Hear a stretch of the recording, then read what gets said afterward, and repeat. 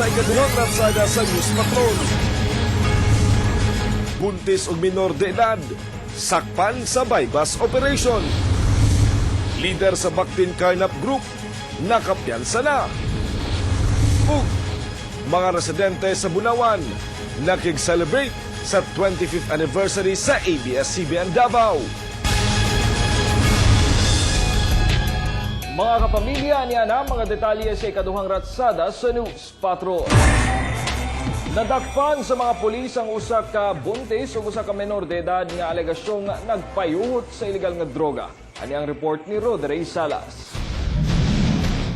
Nadakpan pinagi sa bypass operation sa mga sakop sa Santa Ana Police Station ang duha ka mga tigpayuhot og ilegal nga droga sa Purok 8, Barangay 31-D, Quezon Boulevard, Davao City ni adtong Biyernes sa hapon. Ang mga nadakpan na ilang ang minor de edad nga si alias Totoy ug ang buntis nga si Fatima Sara Espejo. Ang duha naaktuhang namaligya og duha ka mga sachet sa gidudahang shabu. So dito, unang nagbigay sa atin itong si Fatima Espejo, 20 years old, taga 21C.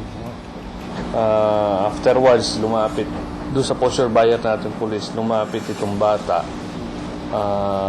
Dito na nakuha, pinakita niya yung kanyang shabu. So magkaiba tong kaso, yung isa is selling, isa is possession.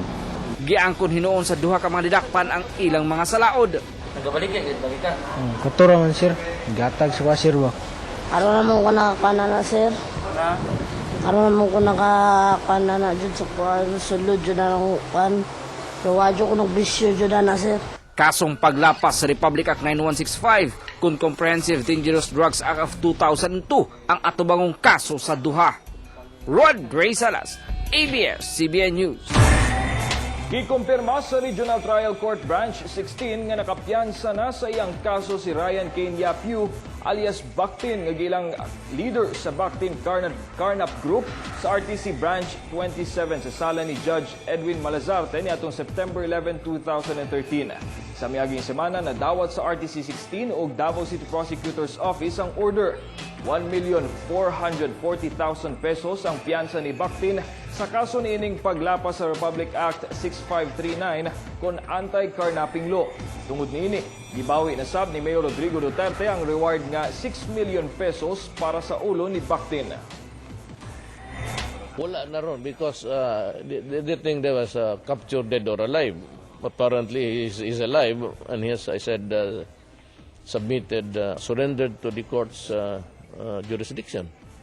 By posting a bail and it's bailable.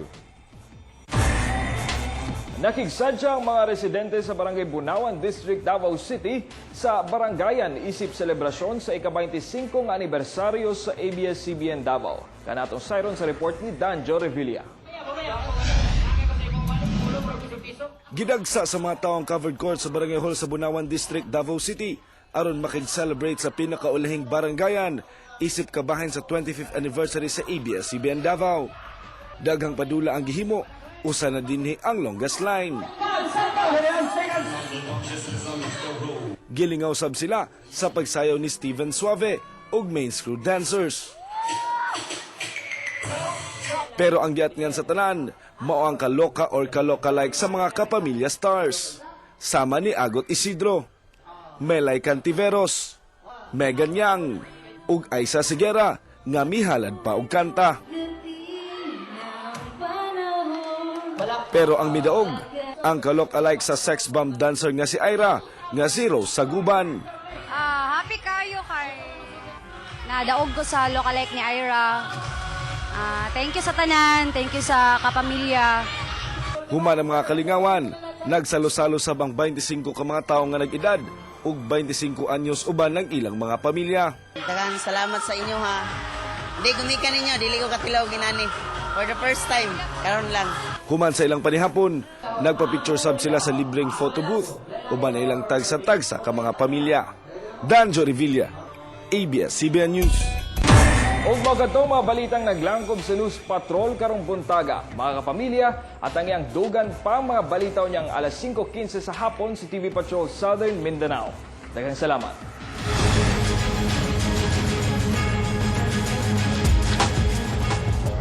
Balik din sa Doña Salud mga kapamilya. Ug syempre kauban gyapon natong mga residente din. Good morning again sa inyo. Ug syempre dili gid mo kompleto ang atong adlaw kung dili kauban ang amahan din sa Doña Salud sa Kapitan Juanito Flores. Good morning sa imo, Kap.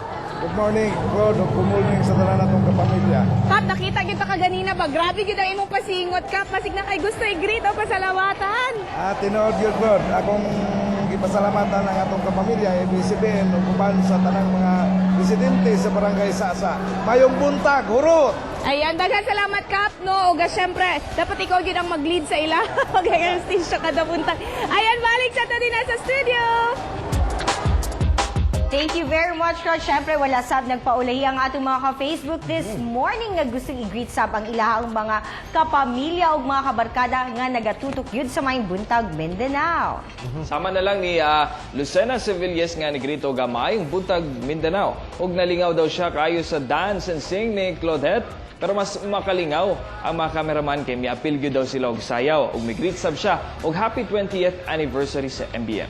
Good morning sab kang Romel Canoy Gonzaga nga migreet sab kanato og happy 20th anniversary. Punta magpadayon pa daw ang programa nga ug unta dagan pa ang mapalipay sa MBM. And good morning sab kang Shikaina Patriarca nga miyong happy 20th birthday sa may buntag Mindanao. Sumala ni Shikaina kanunay niyang nagatanaw og MBM gikan sa pagmata sa buntag. Ug syempre gi-congrats sab ni Senya Mahinay ug Martin Limsan ang tibuok team sa MBM sa kasaulugan sa 20 ka tuig sa programa. O gigreet sab day nato sa PCR Department sa Davao del Norte Police Provincial Office ug happy anniversary ug more power sa MBM. Samtang si Nelia Alforque, ipadangat ang greeting sa MBM. Sumala ni Nelia, naglaom siya nga unta dagan pa mga Davaoenyo ang magpadayon nga magtutok o magtanaw sa atong programa Matag Buntag. Ayan. Siyempre, i-greet lang ako, good morning, si Mr. Waway Balo Magaho, Mr. Clyde Dan, o si Miss Bebe Acha. Sila tong usa sa mga mitambong sa atong lingkod ka pamilya di sa People's Park itong Biyernes. Pasalamatan lang nato, friends, ang tanan, mga donors ug mga nagsuporta, naghatag sa ilang serbisyo sa ato ang gihimo nga lingkod ka pamilya ni atong Friday niya sa People's Park and sa tanang mga nagtambong, daghang salamat sa inyo ha. Siyempre lauman nga daghan patag mga serbisyo publiko nga gihanay para sa atong mga kapamilya, sa atong mga viewers din sa mayong buntag. 5 days to go na lang yun mga kapamilya kay karong October 5 usa ka Grand Halad celebration ang ihatag sa inyo sa ABS-CBN. Isip na sad sa pag-celebrate nato sa atong 60th anniversary.